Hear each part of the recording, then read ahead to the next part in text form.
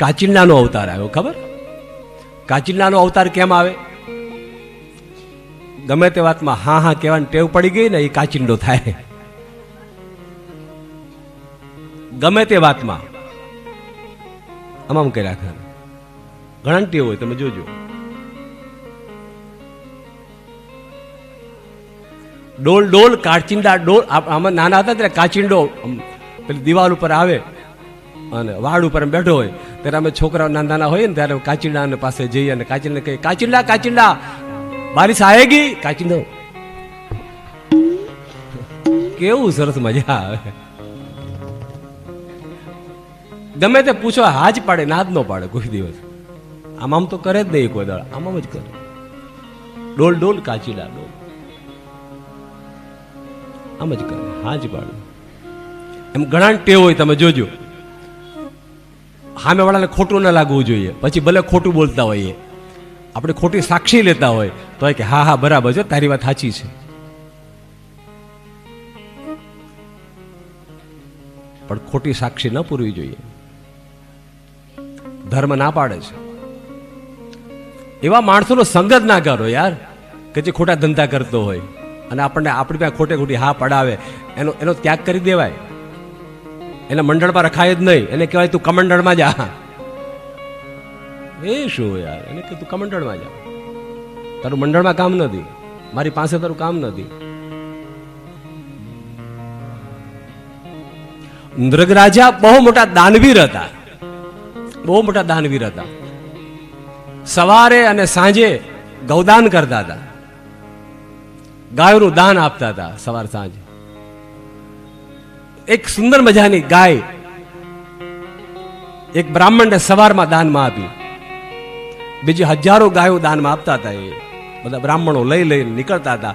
રાજા તમારી જય હો, રાજા તમારી જય હો. એ ગાય લઈને બ્રાહ્મણ ગયા ઘરે. ઘરે જઈને બ્રાહ્મણે વાડામાં બાંધી દીધી. પણ આ તો પ્રાણી છે ને, એને જૂનો ખીલો યાદ આવે એટલે ગાય માતા ત્યાં રહ્યા નહીં, તરત જ ખીલો લઈને ઉપડ્યા પાછા રાજાના મહેલ તરફ.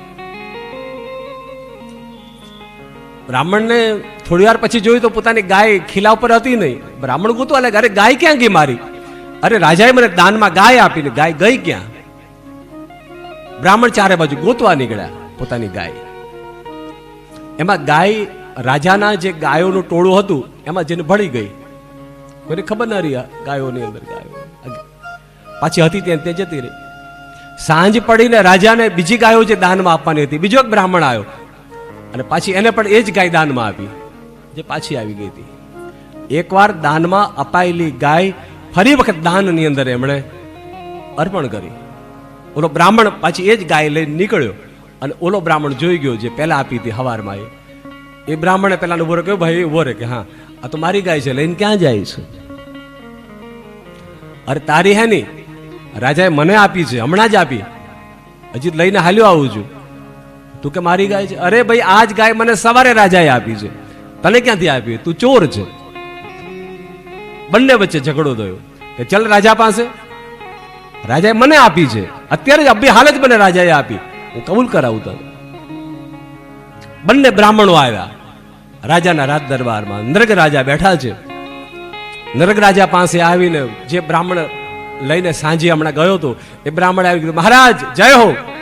મહારાજ આ સાંજે તમે મને ગાય દાનમાં આપી ના? શું કીધું સમજી ગયા?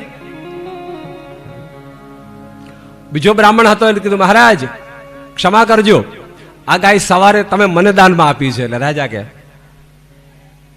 બોલો સવારે આપીને સાંજે આવી એક ગાય દાનમાં, અને બેયમાં રાજાએ હા પાડી. અને ત્યાં તો આકાશવાણી થઈ, રાજા તે ભયંકર કર્મ કર્યું છે, તું જુઠ્ઠું બોલ્યો છે.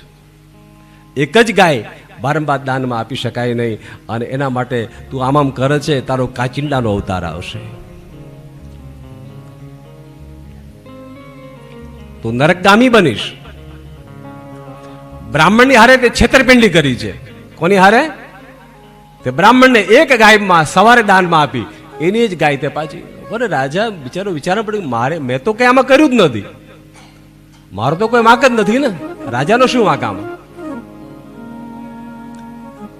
ગાય તો એની જાતે આવી ગઈ અને બધું જાતે જાતે બધું થઈ ગયું. રાજાએ બ્રાહ્મણોને બોલાવી અને બ્રાહ્મણોને બેસાડી અને વાત કરી કે ભૂદેવ કે હા આ તો ગજબ થયું, ગજબ. તો મારો તો કોઈ માગ જ નથી આમાં, હું તો દાન કરું છું ને, મેં તો દાન કર્યું, ગાયનું દાન કર્યું, અને ગાયનું દાન કરતા મારે નરકગામી બનવું પડે? બ્રાહ્મણો પણ બધા વિદ્વાન બ્રાહ્મણો બધા હતા, સંત મહંતો બધા મૂંઝાયા એ કે આમાં હવે રસ્તો શું થાય? કોઈ છૂટક્યો નહીં, કોઈ રસ્તો નહીં. કર્મ પ્રધાન વિશ્વ કરી રાખા, જો જસ કરહી સો તસ ફલ ચાખા. કોઈ એવું કહેતું હોય ને કે ભૂલથી આવું થઈ ગયું, પણ ભૂલથી પણ કર્મ થાય એનું ફળ ભોગવવું પડે ને પડે. ભૂલથી પણ કેમ ન થઈ ગઈ? ભૂલને કોઈ સ્થાન જ નથી, ભૂલને કોઈ સ્થાન નથી.